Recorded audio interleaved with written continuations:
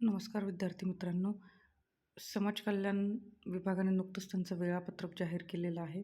सरळ सेवेसाठी आपण जे फॉर्म भरले होते त्या परीक्षांच्या तारखा आलेल्या आहेत.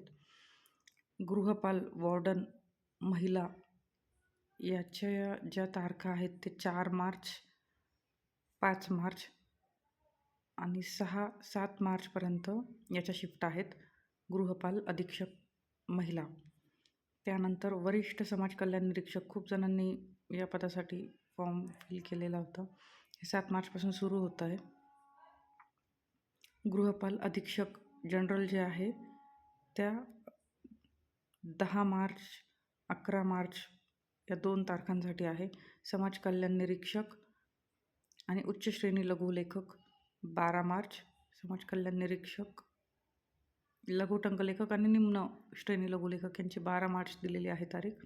आणि समाज कल्याण निरीक्षकसाठी खूप लोकांनी या पदासाठी अप्लाय केलेला आहे. समाज कल्याण निरीक्षक 17, 18, 19 मार्च अशा शेवटच्या ज्या शिफ्ट आहेत, म्हणजे शेवटचे जे दिवस आहेत ते ह्या पदासाठी दिलेले आहेत.